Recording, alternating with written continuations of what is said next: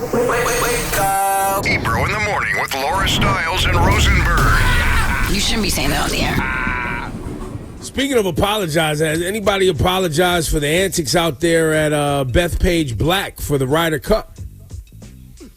Has anyone apologized? No, I don't. What happened? I've seen people complaining about it. I don't know. I haven't seen any apologies, no. Well, they had a golf tournament, Laura Stiles, a big one. It was an international one where different countries, the greatest golfers in the world, represent their home countries, and they golf in pairs and compete for the Ryder Cup. Well, Rory McIlroy of Northern Ireland, and who was he playing with? I don't remember. I mean, it switched up, obviously. I don't remember at the time. Fitzpatrick is Irish. He was pretty chirpy. But it was the whole squad. But nonetheless, if you weren't paying attention, Laura Stiles, the people watching were screaming profanities at the golfers. Dropping F-bombs in their backswing, which is normally like, it's called, it's bad etiquette. Golf etiquette. Normally people are quiet and respectful when golfers are trying to hit the ball. Nope, not in Long Island. Matter of fact, somebody threw a bottle at the man's wife. No, bro. Hit her hat. Yeah, it almost caught her bad. Guess who else was walking around? Donald Trump. So, not only were they just being disrespectful to people from other countries, but everybody was really revved up. Revved up is a good word. That's a good word. As Donald Trump walked around the course, wanting to be seen. So it basically turned into a ish show. Golfers coming out, professional golfers having to come out saying they were embarrassed by the antics. It was just a full-on embarrassment out there in Long Island. Listen, those of us that live in the area, not surprised. But nobody's tying this to Donald Trump being there? What, you mean that brought the energy to that level? Yeah. I mean, listen, it's fair, except I heard that they were kind of gearing up for this kind of performance ahead of time. Really? Yeah, like this was going to be a thing. You know what I mean? Like you didn't see any of the videos moving around. There was videos moving around of them hyping the crowd up. Like they had an MC at the event helping the crowd chant. Like, it was a mess, bro. It was a mess. Well, nonetheless, the United States lost, and Rory McIlroy ended up winning. So hit the button. Congratulations, you played yourself. And all the Americans in the audience that were chanting F-bombs and trying to go at him and his family, they ended up being silenced. Congratulations, you played yourself. Which is basically how we look as a country on the world stage. Loud and doing nothing successful. Loud, embarrassing, and ultimately losing. Although I'm not going to lie, the Europeans made me really nervous when they almost blew it on Sunday. They made me really nervous. I was cracking up at the whole thing because then the European crowd started getting chippy by the end.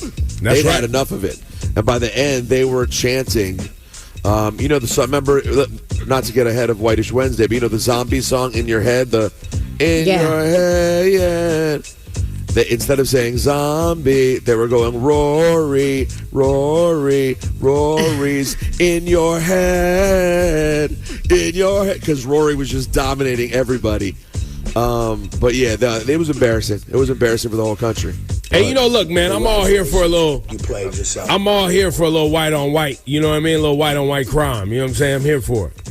But this was embarrassing. Like, as somebody who likes the sport of golf, seeing people get cursed at from the stands, from the public, from the audience, it's crazy. It's not what you want. And by the way, the Ryder Cup is supposed to be fun, Laura. The thing that makes Ryder Cup different is that you are more encouraged to openly celebrate because it's a team competition. It's different. So you are it is encouraged to have people chant and have fun. But the Trumperinos who were there, they just took it to a full-on MAGA crazed fake patriotism nastiness. that Ebro's talking about. Well, and it's also like people are there with their children, and the players have their wives and kids there, and you're throwing stuff at that. Like, what are we doing, man? What are we doing? Nothing to worry. To the point where you had golfers like getting at people in the audience. Oh, like, yeah. did you see that? Like, golfers was like, "Yo, what's up?" Like, over your head top with this 9-iron. What's goody? This guy's spicy. Oh my gosh. Well, no, and what about when Laura, Rory's this like generally kind of demure, Irishman, and there's a clip of Rory going, "Bleep you, bleep you," point middle fingers to the crowd. Laura, what you got today?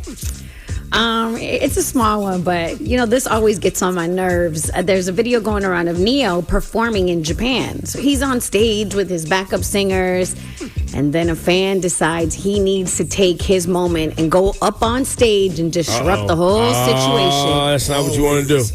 Yo, Neo hit him with the biggest bun. He grabbed him by the back of his neck and flung him off stage. Congratulations, you played yourself. Why? Why do fans think things like this are? Why do you think it's a good idea to do this? Why?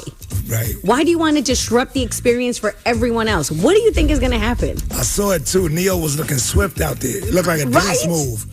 He was all suited, right? Just mushed him to the left like, yeah, man. Get out of here. Get out of here, bro.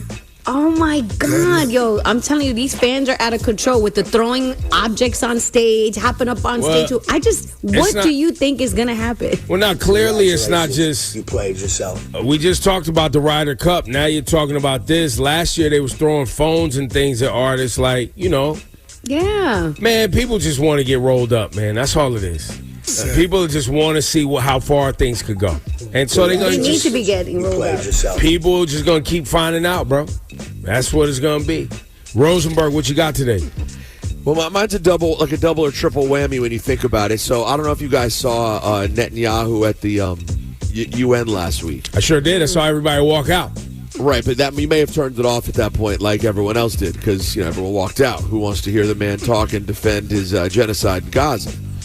So after everyone walked out and he continued his 45-minute speech to like 12 people.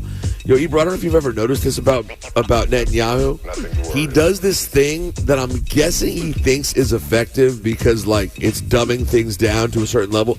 He literally pulls up these diagrams where it looks like a child giving a book report. It's the craziest, most cringe. Do you want to see who hates Americans most in the world?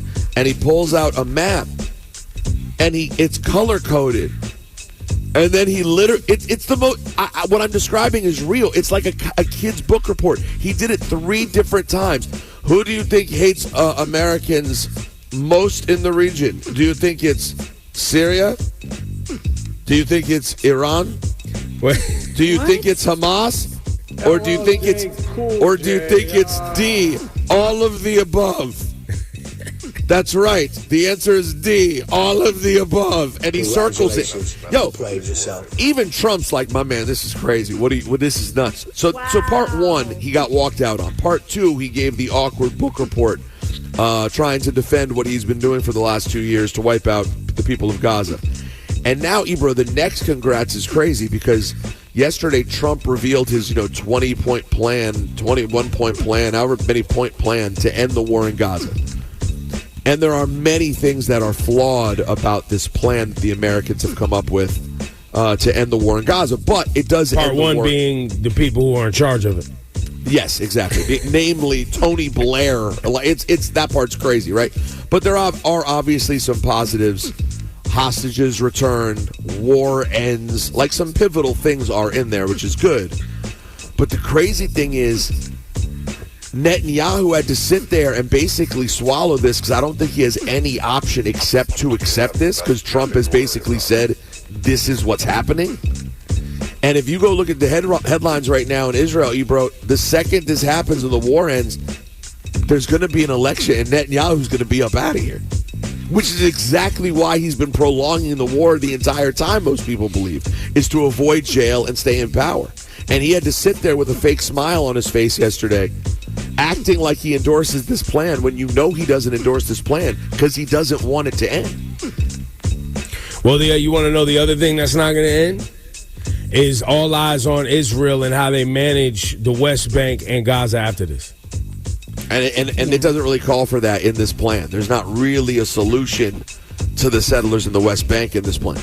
Right. And so for all of the activists and all of the people on social media, they're not letting this go. So if you feel like in the next generation or two, there's going to be a world where the nation of Israel gets back in the good graces of kind of like the world's